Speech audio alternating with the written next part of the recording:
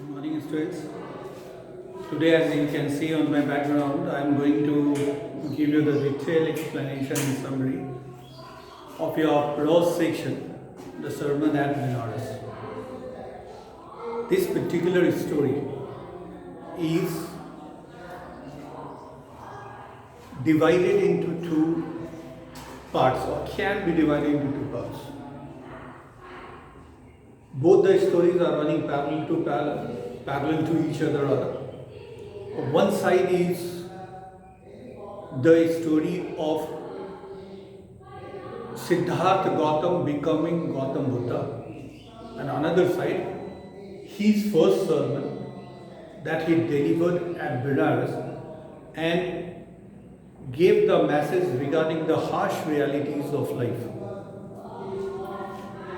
The story goes like this. Siddhartha Gautam, as we know, he was born in and around 563 BC in a royal family, and being the child of the royal family, plus being the future king of the successor to the throne, he was being well groomed, he was well protected, he was being taken highly care of, and these are all quite obvious and natural. But at the same time, he was being only encountering, he was living a sort of confined life. Of course, the confinement was full of luxuries, pleasures, nothing called miseries and sufferings in the life. He was not knowing even what are all these things. Things were going well. When he was around 10 to 12 years old, he was being sent to the Gurukul, Siddhartha Gautam. And as per the tradition in those days, no matter which family background do you belong, if you want to receive education, the education was being imparted in the Guru's ashram, that was called Gurukul, and everybody were being treated alike in the Guru ashram by the Guru, the teacher of that time, and no intervention of the parents also whatsoever. Whatever the rules and regulations of the Gurukuls were there, everybody were abiding by it, and nobody was flaunting their richness, nobody was flaunting their social background, or even they belong to the king family. Nobody was been intervening into the system of Gurukul. Everybody was following it, and everybody were treated alike also. So to sum up, we can say that there was a very great relationship between the parents, guardians, student on the one hand, and the gurus on the other hand. Plus, the type of education that was being imparted was more practical, less theoretical, and almost everything was being taught in a practical manner. Okay. They were been taught to recite Vedas, they were been taught to know the religious books and religious scriptures, and the moral science, the teaching, the philosophy, the art, the science, everything was been given in the open air, no confinement of the classroom, and everything was been going fit and fine, and the knowledge was been based on a practical imparting. Even there, being a very sharp child, Siddhartha Gautam received education quite well. He learned all the religious scriptures, rather Hindu religious scriptures of the time, and learned them, remembered them, practiced them, and understood its basic philosophy.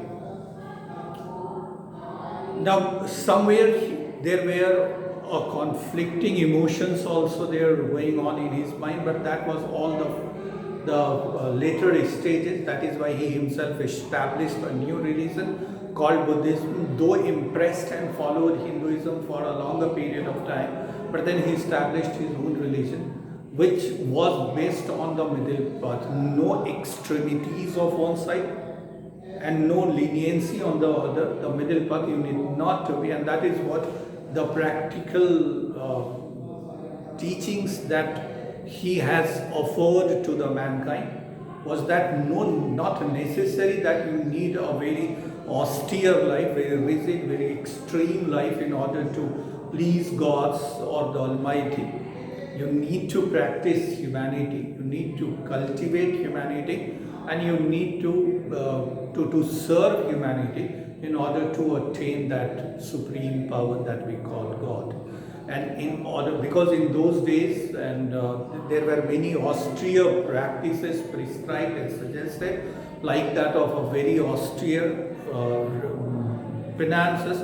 You need to renounce the world, you need to go into the jungles, you need to meditate for a longer period of time, for many years, under very harsh and unfavorable climatic circumstances. And if you have not been deviating from your meditation, your penance is very much concentrated, focused, and then maybe you will be just saying the God. This sort of the one of those notions were also there.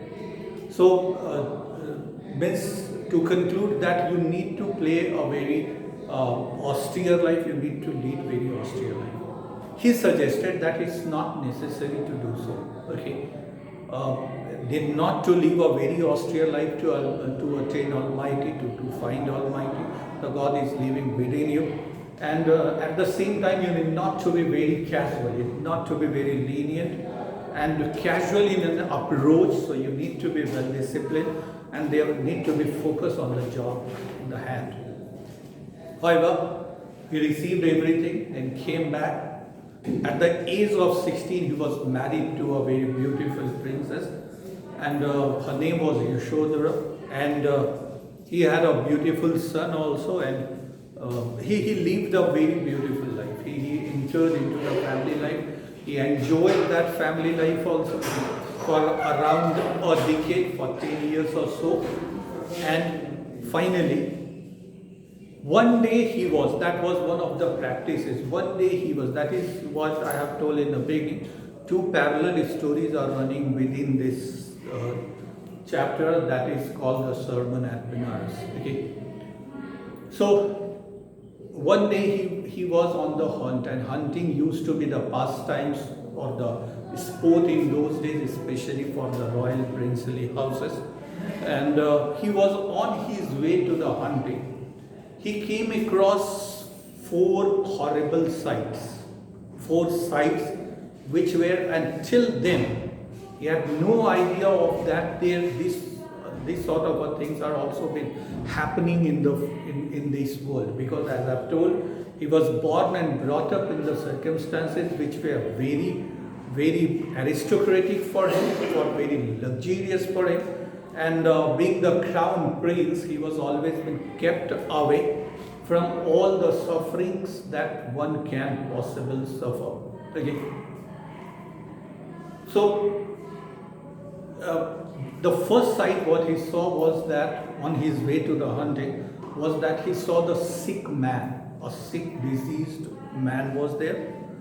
He went further, he felt very uncomfortable because never ever in his life till date he hadn't seen anybody sick and suffering. So he felt it was practically a very surprised experience for him.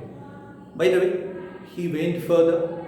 When he moved ahead, he found an old man on the way. That was the other sight that he saw, wherever he saw so far in his life, and that was also when he went further, he saw a corpse is dead body, was being carried by the four persons, and the people were wailing and lamenting at the demise of some near and dear one. And when he went further, he found a yogini, that is a monk, begging for the alms or looking for the donations. So all these things he found to be very surprised, that his mind was completely bewildered, his heart was completely changed, and he could not attach anymore in the pleasures and luxuries of the life that he was leading. He wanted to renounce that world and want to know that this question was haunting him very badly, that why these sufferings, why the people grow old, why the people fell sick, why the people die, and why the people are so suffering that they need to earn their livelihood by begging for the alms and donations. He felt very sad. He was been feeling very turbulent in the back of his mind. And one day he actually left everybody, the family members, his wife, his beautiful son, they were all sleeping. And in that sleeping hours of the night, he very quietly and silently slipped out of the house or his kingdom and went in search of the knowledge. Okay? And that is what, to put it simple, he had renounced the world. And he wandered here and there. And he actually wandered for 7 long years. He came across many priests, many scholarly people. He had asked everybody literally the question that was disturbing him, that why the people are feeling sick, why the people are growing old, why the people die, why the people beg for livelihood and whatever the other purposes. So, but then he was been getting a variety of answers, but then none of the answers actually satisfied his appetite of the knowledge.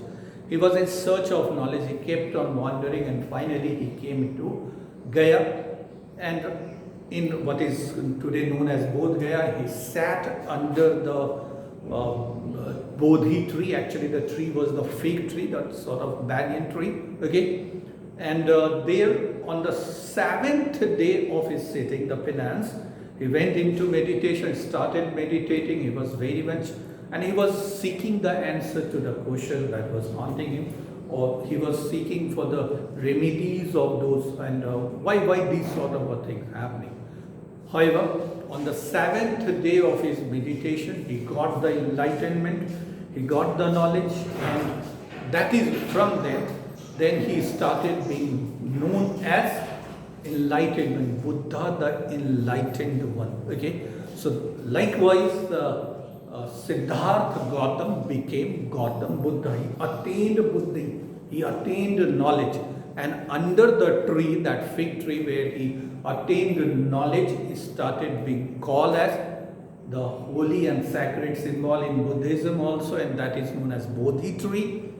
And the place is known as Bodh Gaya, where Gautam Buddha or Siddhartha Gautam attained and received knowledge. So he knew the reason behind all these things, and he understood that these are all the cycles of life, these are the harsh realities of life, and no matter who the person is, everybody has to sooner or later go through this age or the phase. Whatever he achieved, whatever the enlightenment that he achieved, he actually wanted to share it with the rest of the world.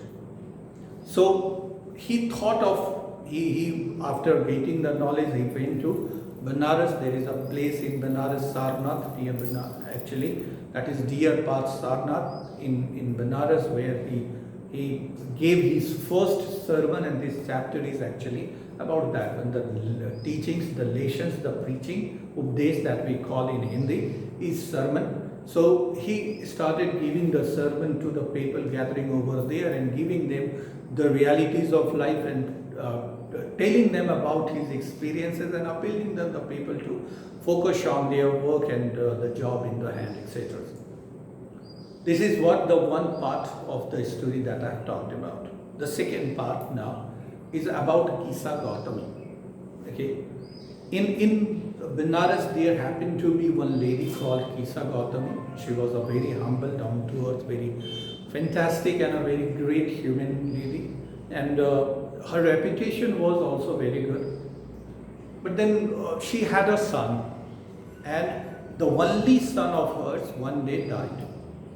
She literally became bewildered, she became restless, and she could not be consoled at any cost. And she literally became insane, crazy. She wanting the life of her only son to be back at any cost. Okay?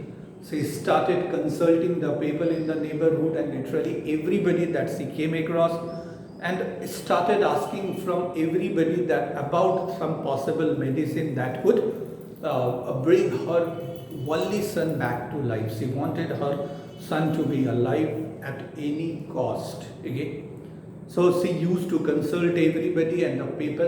It is a very common proverb and an accepted philosophy. People don't have the time to understand your miseries. If you laugh, the world will laugh with you. If you cry, you have to cry alone. This is the philosophy of life, and that actually happened in all phases and ages of since the world is existing.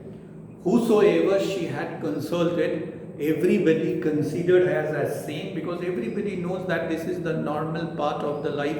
Okay, what will be taking birth may be in doubt, it may be skeptical, but what has born will definitely be finished and perished at one point of time, will have to die. If the case is the connected with the living organism, even the non-living, what is nothing is permanent in the world. Okay, everything someday will have to be perished.